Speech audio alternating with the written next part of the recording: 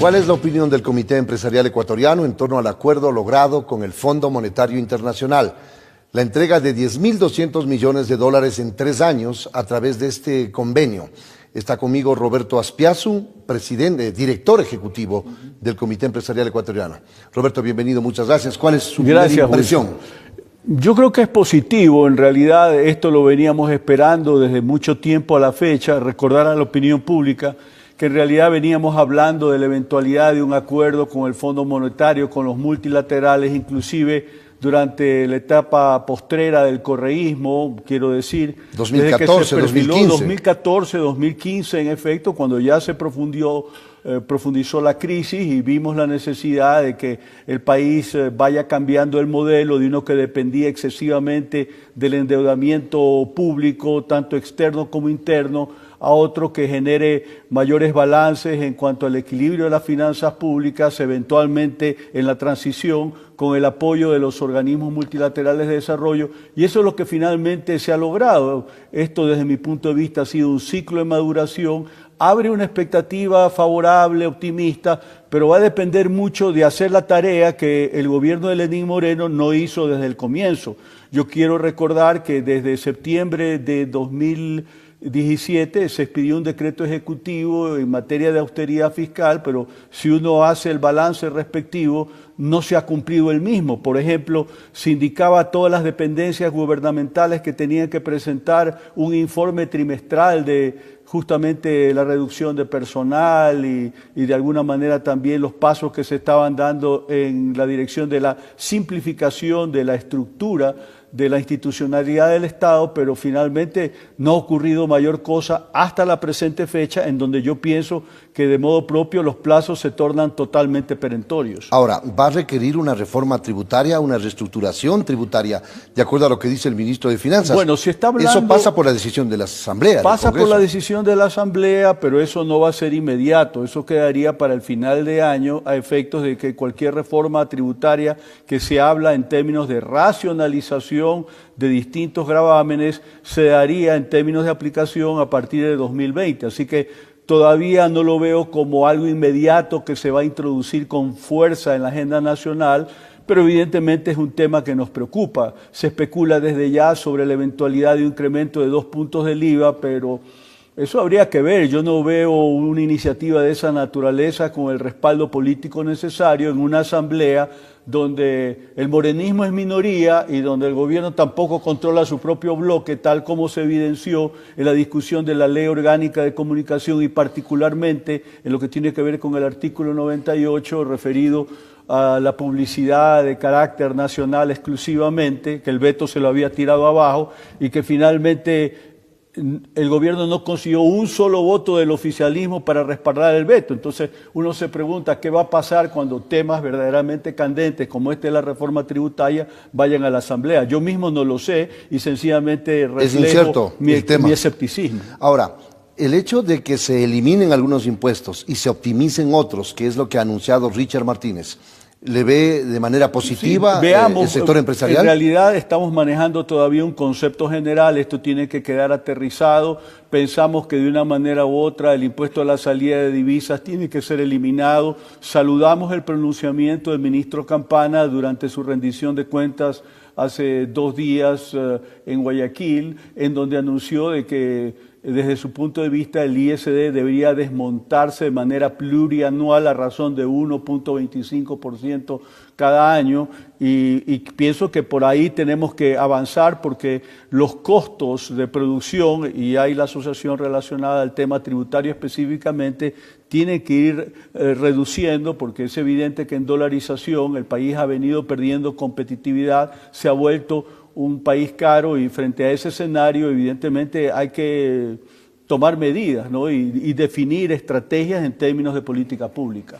En cuanto a la reducción de subsidios, a lo mejor el diésel será uno de los objetivos, más allá de que el gas ha sido descartado categóricamente. Es otra racionalización que está pendiente. Es obvio que el país no puede seguir gastando en subsidios de combustibles tanto, pero ya vivimos en diciembre pasado un escenario en el cual el gobierno tuvo que dar marcha atrás frente a una alza que aparentemente fue precipitada, no estuvo suficientemente bien pensada para ser sostenida en el tiempo, y se vio obligado a dar marcha atrás en cuestión de pocos días, de manera tal de que yo pienso que sí, la racionalización de subsidios es válida, pero esto tiene que ser parte de un acuerdo nacional, porque lamentablemente cuando se produjo la elevación de la gasolina súper en agosto del año pasado, se habló justamente de que iba a haber un diálogo, y finalmente, sencillamente en diciembre se produjo el anuncio cuando el diálogo no se había dado. Entonces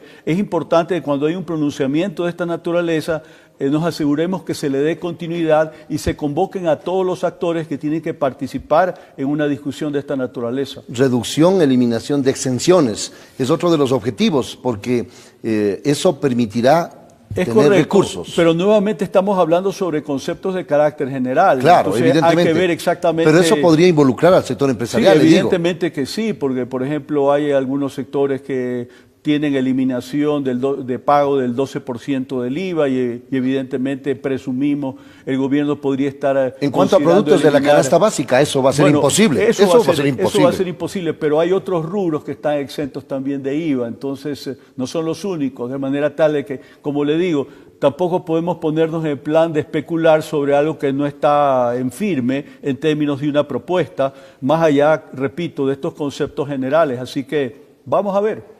Flexibilización laboral, que es ineludible. Para muchos, precarización laboral. No hay tal. En realidad lo que se está pensando es hacer una propuesta de reformas que apliquen adelante de manera tal de que los derechos establecidos en función del actual régimen laboral, pues eso se mantenga invariable, pero por ejemplo hay que trabajar para introducir reformas en lo que tiene que ver con el trabajo juvenil, porque hoy por hoy únicamente eso aplica para un periodo determinado de 6 meses, no más, cuando en realidad la legislación establece que la modalidad aplica para jóvenes entre los 18 y los 26 años. ¿Por qué ese esquema no puede mantenerse mientras se tenga un trabajador de esa edad? Se lo estoy planteando como una opción. Por otra parte, también hay lo relacionado a las pasantías, que eso naturalmente no viene funcionando de una manera adecuada, igualmente es algo muy acotado, y yo creo que por ahí se pueden explorar algunas posibilidades. Naturalmente, nuestra propuesta también es volver a formas de contrato de plazo fijo, que podría ser hasta por 3 años, luego de lo cual los contratos se tornarían indefinidos, pero naturalmente esto sería para nuevos emprendimientos, no para los emprendimientos establecidos, para tratar de evitar la controversia política alrededor de que se está afectando los derechos inalienables de los trabajadores. Concesiones de sectores importantes como las telecomunicaciones. Se ha anunciado ya por parte del vocero o del consejero, del presidente Santiago Cuesta, el tema de CNT. A mí me parece que es interesante hablar de las concesiones, que no es venta de las empresas del Estado, son cosas distintas. No es privatización. No estamos alentando una privatización ultranza, pero evidentemente las empresas del Estado que tienen problemas de manejo, que evidentemente han estado afectadas por el piponazgo, con una mala gestión administrativa, en muchos casos perdiendo dinero, no es el caso de CNTP, que es una tiene empresa dividendos, rentable, utilidades. pero también pues es una gestión que siempre está afectada por la politización, no siempre con estándares de profesionalismo suficientemente exigentes, sobre todo hablando de empresas que compiten en el mercado con otras que evidentemente tienen una gestión mucho más eficiente, de manera tal que en el caso particular de CNT yo lo que diría es que hay que evitar hacer pronunciamientos precipitados sobre lo que valdría la concesión a 20 años cuando todavía no hay balances en regla. Eso no tiene pies ni cabeza.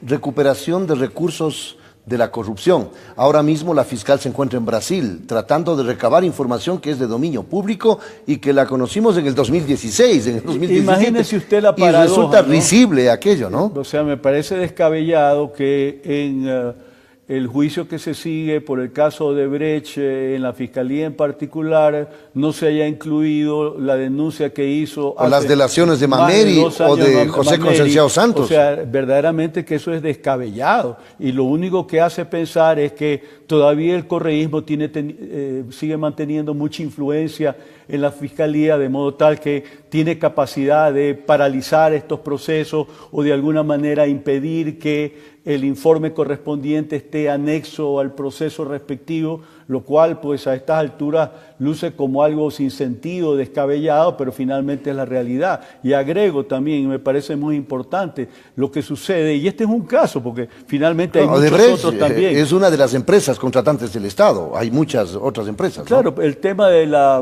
veeduría de la deuda pública que lanzó su informe en el tema del IES. Abril del año pasado con establecimiento de presuntas responsabilidades penales de funcionarios de alto nivel, incluido el expresidente Rafael Correa, han transcurrido desde entonces 10 meses y Fiscalía no ha hecho absolutamente nada. Entonces, naturalmente, aprovechamos estos espacios como miembro de la veeduría en su momento para efectos de exigir acción, porque tenemos que pasar del discurso a los hechos y naturalmente esa transición el pueblo ecuatoriano todavía no lo observa, de manera tal que es una asignatura pendiente.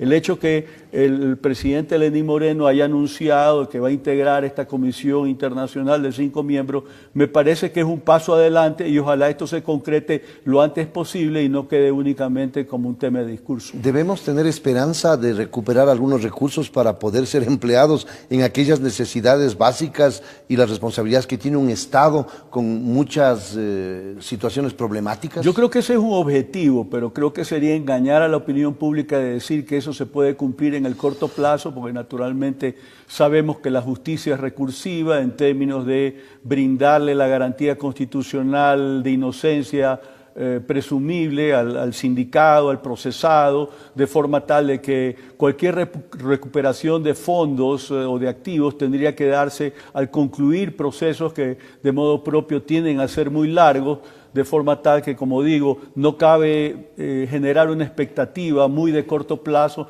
en cuanto a estas recuperaciones se van a dar el día de mañana. Muchas gracias, ingeniero, muy amable, gracias por atender esa invitación. Roberto Aspiazu, el director ejecutivo del Comité Empresarial Ecuatoriano, en diálogo con Sonorama y